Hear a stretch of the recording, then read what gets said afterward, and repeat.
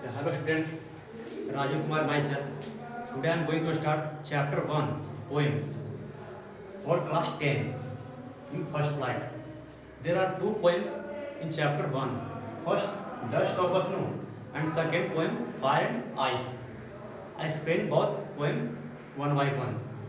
First one, Dust of Snow. Introduction. The poem Dust of Snow by Robert Frost. It is written by Robert Frost. It is a simple and short poem. ये काफी simple और छोटा poem है. It gives deeper and larger meaning. लेकिन इसका जो meaning है काफी डीपर है और बहुत बड़ा मीनिंग देता है. The poet explains how an act as petty as expressing so. इस पोएम में पोएट एक्सप्लेन करना चाहते हैं एक छोटा सा एक्ट किस तरह से हमारा दिन को सही कर सकता है. अगर हमारा बाय द मूड खराब है तो एक छोटा सा एक्ट किसी का एक्ट किस तरह से हम लोग को मन हैप्पी कर सकता है. Some meaning in this chapter. सुप मिसेक हेमलॉक ए पॉइजनस ट्री. कोई जहरीला पेड़ है. रीड हैविंग रिग्रेट पछतावा में रहना.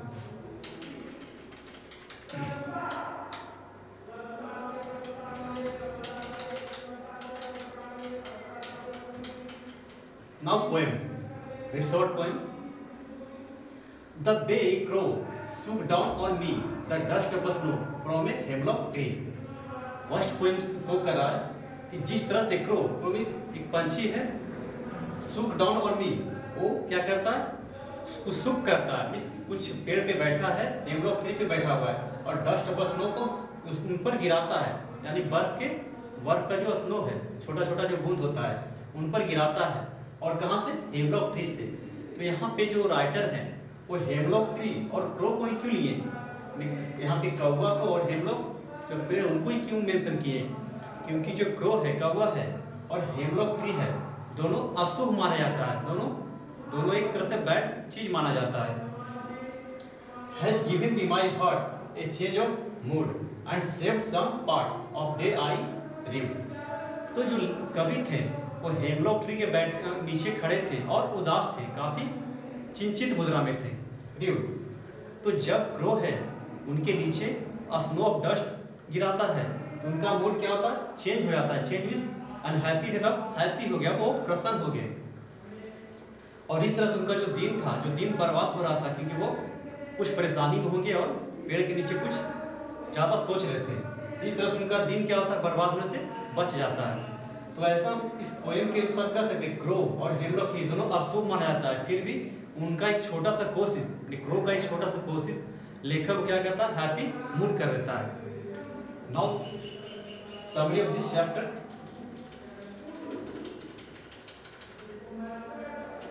The short poem by Robert Frost. ये पोएम काफी छोटा है. किनके द्वारा? रॉबर्ट फ्रॉस्ट के द्वारा. Throw light upon the unimaginable healing power of nature. तो शो किया जा रहा है जो नेचर है, प्रकृति का हीलिंग पावर मीन्स अगर उनमें कुछ क्षमता, अद्भुत क्षमता जो कि हमें ठीक कर सके, हमारा मूड चेंज कर सके या तो हमें कोई रोग से मुक्त कर सके. From a bad mood to ill health there is nothing that can be cured by nature. अगर आपका मूड बैड है, बुरा है, या तो आपका हेल्थ खराब है, यानी बुरा मूड से खराब हेल्थ, ऐसा कोई चीज नहीं है जो कि नेचर के द्वारा ठीक नहीं हो सकता है. नेचर में इतना कैपेसिटी है, ये सब कुछ सही कर सकता है. The author was experiencing one such bad death when A crow movement near a hemlock tree. जो ऑथर है वो भी अपना अनुभव शेयर करना चाह रहे हैं. क्या शेयर कर रहे हैं? कि जब वो एक क्रो का मूवमेंट, कौवा का मूवमेंट, जब वो कि पेड़ पे बैठा हुआ था, हेमलॉक ट्री पे बैठा हुआ था, तो उनके ऊपर डस्ट ऑफ स्नो गिराता है. बर्फ का जो छोटा छोटा बूंद होता है, कण, वो गिराता है. The snow instantly makes him happier. और इस तरह जब उनके नीचे डस्ट ऑफ स्नो गिरता है तो उनका मूड हैप्पी हो जाता है. His day gets lot better. और उनका दिन काफी सही हो जाता है. Thus, the supremacy of nature as a whole made him realize how petty his problem was. और उनके बाद उन्हें एहसास होता है कि उनका जो प्रॉब्लम है, उन नेचर के आगे जो नेचर है, नेचर उनको प्रॉब्लम कितना समाप्त कर दिया. नेचर में इतना कैपेसिटी उनको प्रॉब्लम को समाप्त कर दिया, फिनिश कर दिया है. The fact that hemlock trees poisonous combined with crow being the indicator of doom. सच्चाई तो ये है कि जो हेमलॉक ट्री है वो पॉइजनस जहरीला पेड़ माना जाता है और अशुभ भी माना जाता है। इसी तरह से क्रो भी इंडिकेटर ऑफ डूम। जो कौवा है वो अभाग्य यानी दुर्भाग्य का घोतक है, संकेत है। And fear the poet throw this objects है। तो पोएट है जो हेमलॉक ट्री और क्रो को ही क्यों लिए, क्योंकि वो शो करना चाहते हैं, हाईलाइट करना चाहते हैं कि sometimes creatures linked with negative aspect of life can be bringer of change of happiness. जो नेचर में जो नेगेटिव एस्पेक्ट है, जो नेगेटिव चीज है, वो भी हमारे लाइफ में क्या कर सकते हैं, वो चेंज कर सकते हैं, हमारे लाइफ को चेंज कर सकते हैं और हैप्पीनेस ला सकते हैं। That's finish off first one, dust of snow. And next in the chapter 1 implicit also poem fire and ice.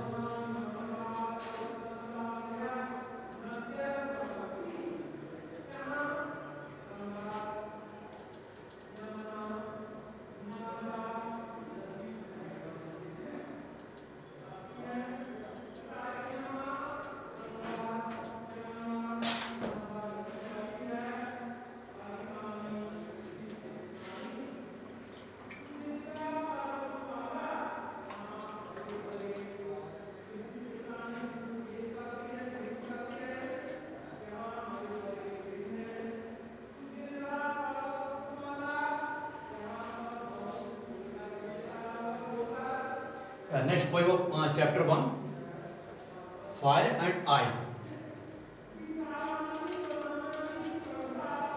First of all, introduction of this poem. Robert Frost poem, इनके poetry कौन है, इनके कवि Robert Frost हैं। Expresses that world would and in either of two way. इस poem में बताना चाहते हैं जो हमारा संसार है, वर्ल्ड है, वो दो तरह से नष्ट हो सकता है, दो तरह से विनाश हो सकता है, या तो आइस के द्वारा या तो फायर के द्वारा। यहाँ पे आइस और फायर किसके द्वारा कंपेरिजन करना चाह रहे हैं, आगे बताएंगे। Both the components are compared with self destructive human emotion. ये दोनों जो कंपोनेंट्स है, दोनों तत्व हैं, उन्हें कंपेयर करें किससे, ह्यूमन इमोशन से, यानी कि मानव की स्वभाव से कर रहे हैं, जो कि हेटेड है और डिजायर है, नफरत और इच्छा। यानी फायर जो है, फायर क्या हो गया, आइस हो गया। Ice is fire, sorry, ice का कंपेरिजन कर रहे हैं हेट से और फायर का डिजायर से।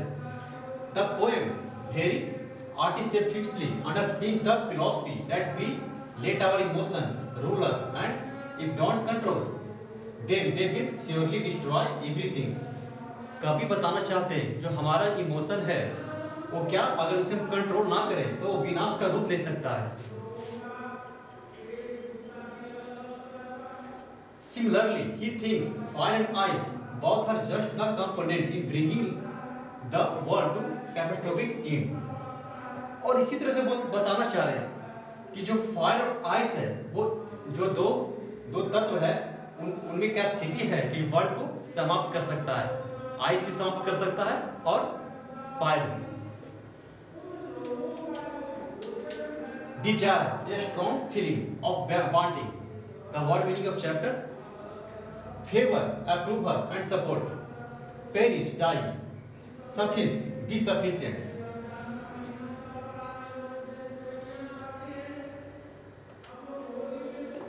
Now explanation of this poem. Some say the bird will end in fire, some say in ice। कुछ लोगों का कहना है जो ये जो बर्ड है, ये जो संसार है, वो किस तरह समाप्त होगा, फायर के द्वारा, इस आग के द्वारा। कुछ लोग कहना है कि आइस के द्वारा। कुछ का विचार है कि हमारा जो संसार है वो फायर के द्वारा समाप्त होगा, कुछ का विचार है कि आइस के द्वारा। From heart I have tasted of desire, I hold with those who favor fire। तो लेखक के अनुसार वो फेवर करें किसे, फायर को, वो ज़्यादा फेवर करें फायर को, क्योंकि जो फायर है उनमें कैपेसिटी होता है कि वो जल्दी रैपिडली डिस्ट्रॉय कर सकता है, जल्दी में। और जो स्नो है वो धीरे धीरे, यानी बर्फ में धीरे धीरे कैपेसिटी है, और फायर में रैपिडली फास्ट। तो लेखक का विचार है कि जो फायर है उनकी कैपेसिटी है, उनको ज़्यादा वो फोर्स कर रहे हैं, फायर को ज़्यादा प्रेफरेंस दे रहे हैं। Word if it had to perish, I think I know enough of it.